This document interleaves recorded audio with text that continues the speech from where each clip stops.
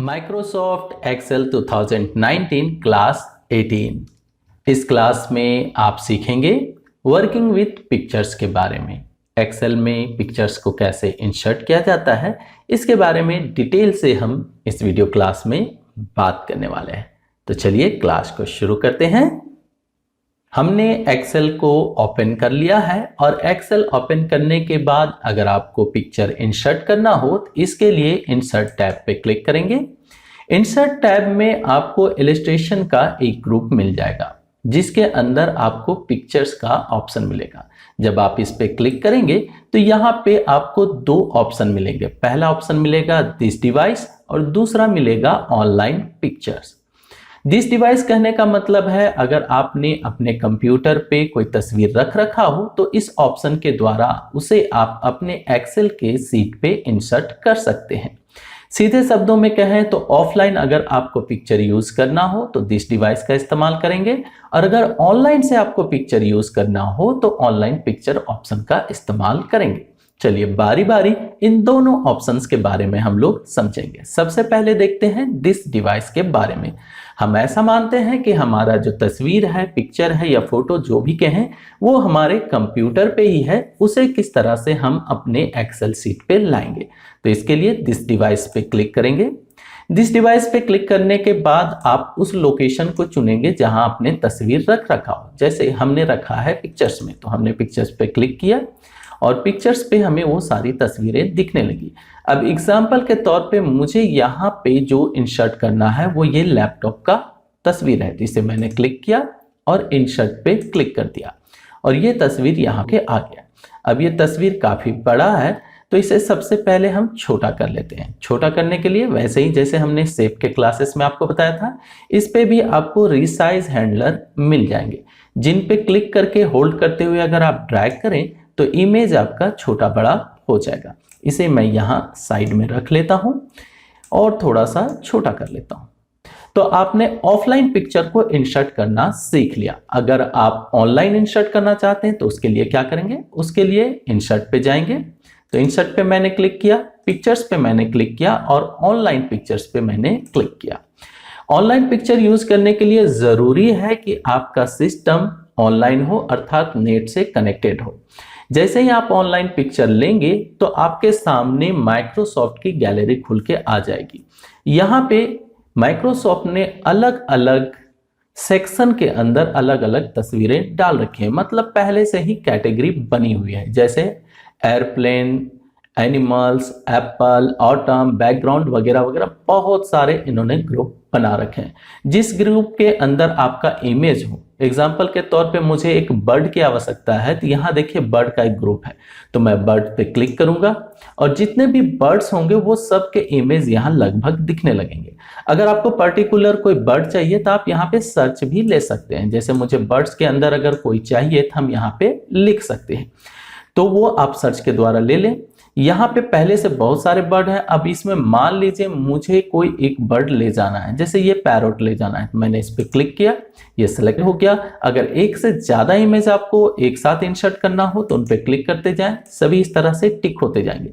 जितने भी इस तरह से टिक होते जाएंगे इसका मतलब वो सिलेक्ट हो रहे हैं और यहाँ पे आपको काउंट भी नजर आएगा कि कितने इमेज आपने सिलेक्ट कर रखे हैं।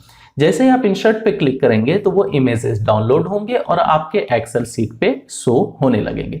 तो चलिए मैं ज्यादा नहीं लेता हूं, मैं एक ही इमेज लेता हूं। अब इमेज मैंने कैसे डिसेलेक्ट किया, फिर से उस पर क्लिक किया और वो डिसेलेक्ट हो गया। तो सिलेक्ट करना डिसेलेक्ट करना बहुत आसान है। जैसे पहली बार क्लिक किया सिलेक्ट हो गया, फिर से क्लिक किया तो डिसेलेक्ट हो गया। अब चलिए एक इमेज मेरे पास सिलेक्ट है, इस पे मैंने क्लिक किया इंसर्ट और ये तस्वीर देखिए डाउनलोड हो रहा है और डाउनलोड होके हमारे एक्सेल के सीट पे आ गया। ये भी काफी बड़ा है। चलिए इसे भी रिसाइज कर लेते हैं और रिसाइज करके इसे मैंने क्लिक किया, होल्ड किया और ड्रैग किया तो ये आसानी से कहीं भी मूव हो जाएगा। तो दोनों ही तरीकों से हमने एक्सेल सीट पे इमेज को इंसर्ट कर लिया, ऑफलाइन भी और ऑनलाइन भी।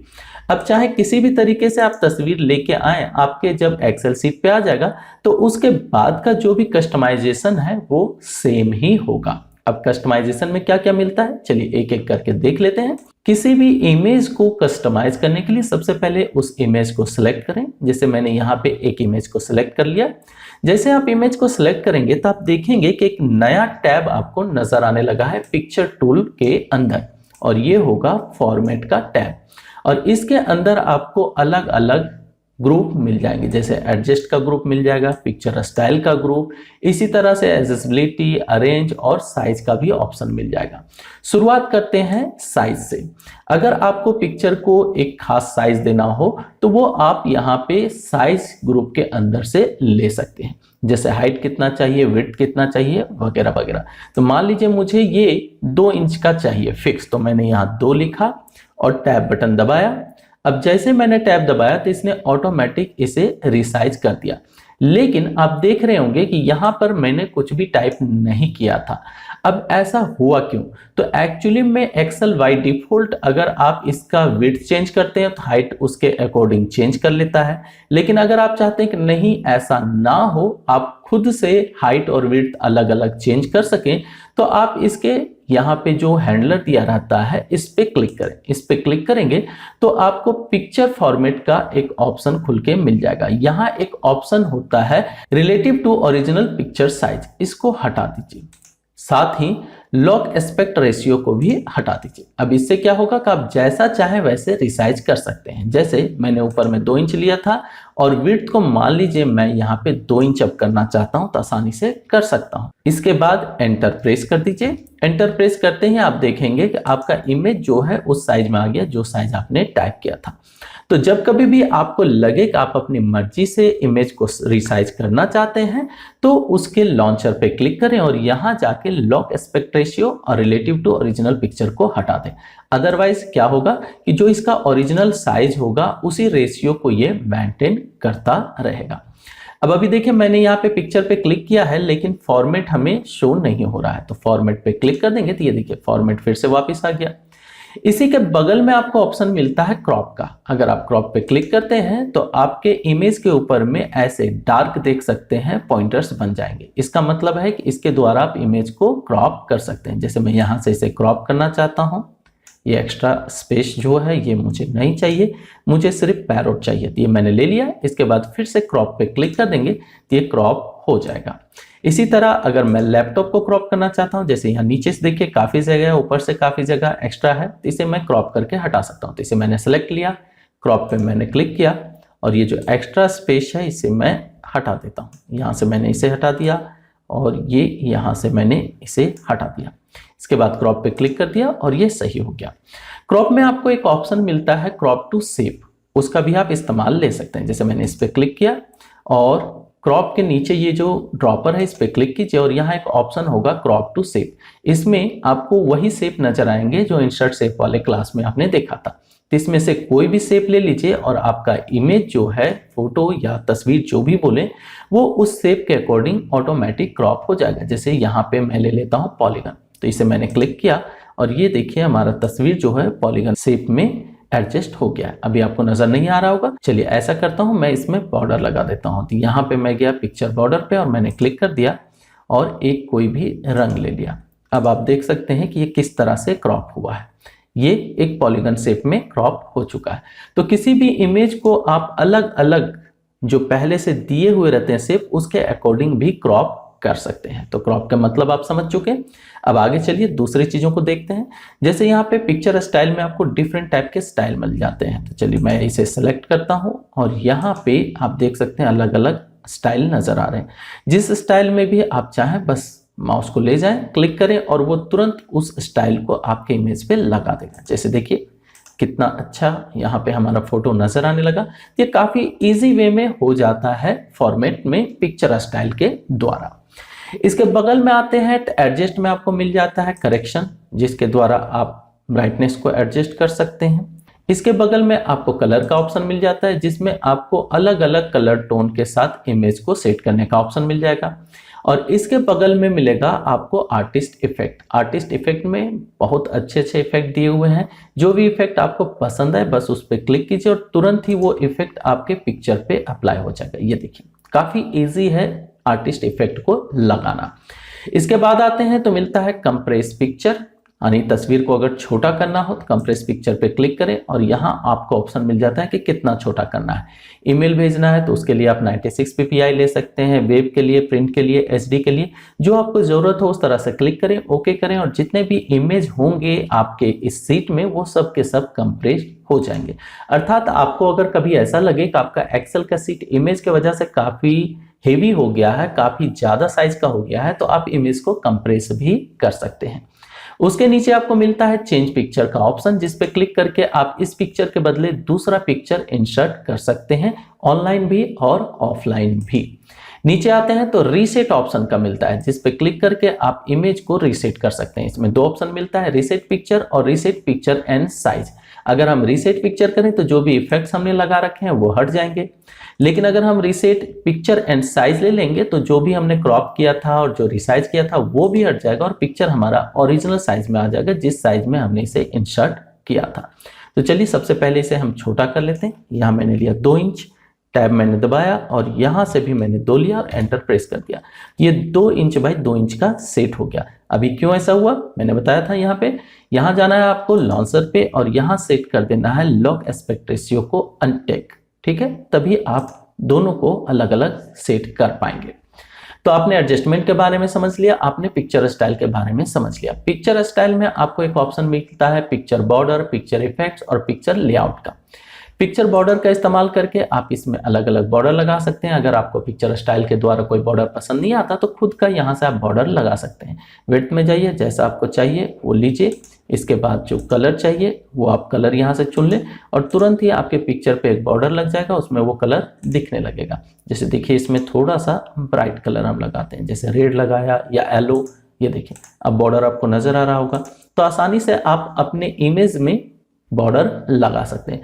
नीचे आए तो पिक्चर इफेक्ट्स मिलते हैं, जिसमें आपको प्रीसेट्स मिल जाएगा, अलग अलग तरह के 3D विवल वगैरह इफेक्ट लगाना, आप शेडो वगैरह भी लगा सकते हैं, रिफ्लेक्शन आप डाल सकते हैं, इसमें ग्लो करवा सकते हैं इमेज के चारों तरफ। सॉफ्ट एज करते हुए आप इसके चारों तरफ जो है हल्का सा गाइड भी कर सकते हैं, काफी अच्छा लुक आ जाता है। ये देखिए काफी खूबसूरत दिखने लगता है।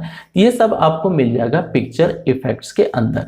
नीचे आते हैं तो पिक्चर लेआउट मिल जाता है, जिसमें आपको पहले से बने हुए बहुत सारे आर्ट मिल जाते हैं, ये देखिए, जिनके द्वारा आप अपने इमेज को एडजस्ट कर सकते हैं और टेक्स्ट बॉक्स वगैरह जो है पहले से जो सेट है उन्हें ले सकते हैं।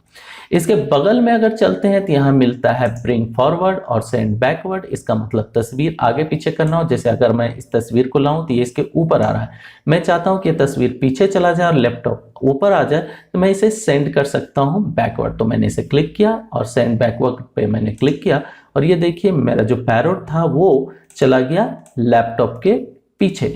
तो अगर कभी ऐसा लगे कि आपका इमेज ओवरलैप कर रहा है, किसी दूसरे के ऊपर में आ रहा है और आपको उसे ऊपर लाना है, तो यहाँ से आप अरेंज का इस्तेमाल कर सकते हैं। साथ ही यहाँ पे ऑप्शन मिल जाता है ग्रुप करने का। अगर आप एक साथ एक से ज़्यादा इमेज को ग्रुप करना चाहते हैं कि एक साथ ही उसे घिसका सकें, तो पहले इमेज को सिलेक्ट करें, उसके बाद शिफ्ट दबा के दूसरे इमेज को क्लिक करें तो दूसरा भी सिलेक्ट हो जाएगा। और जब एक से ज़्यादा इमेज सिलेक्ट हो जाएंगे तो यहाँ पे आपको ग्रुप का ऑप्शन मिलेगा, ग्रुप पे क्लिक कर दें और उसके बाद ग्रुप पे फिर से क्लिक करें। तो ये देखिए दोनों इमेज एक साथ हो गए। अब इसे हम जब भी क्लिक करेंगे तो ये दोनों एक साथ ही सिलेक्ट होंगे। अगर आपको इसे अनग्रुप करना हो तो फिर से इसे सिलेक्ट करें, सिलेक्ट करने के बाद ग्रुप ऑप्शन पे जाएं, यहाँ पे आप देखेंगे अनग्रुप हाईलाइट हो गया है। तो अनग्रुप पे क्लिक करके आप इसे अनग्रुप कर सकते हैं, फिर से आप इसे अलग अलग अपने हिसाब से कस्टमाइज कर सकते हैं। इसके अलावा अगर आप इसे रोटेट करना चाहते हैं तो 2 तरीके से आप रोटेट कर सकते हैं। पहला तरीका तो ये है कि आप इमेज पे क्लिक करें, इमेज पे क्लिक करते ही ऊपर में आपको यहाँ पे एक रोटेशन का हैंडल दिख जाएगा, जिस पे आप क्लिक करके होल्ड करते हुए इसे फ्रीली किधर भी चाहें आप इस तरह से रोटेट कर सकते हैं। और अगर आप चाहें तो ऑप्शंस का भी इस्तेमाल कर सकते हैं। अगर आप ऑप्शन इस्तेमाल करना चाहते हैं तो जिस इमेज को भी आप रोटेट करना चाहते हैं या फ्लिप करना चाहते हैं उसे क्लिक करें।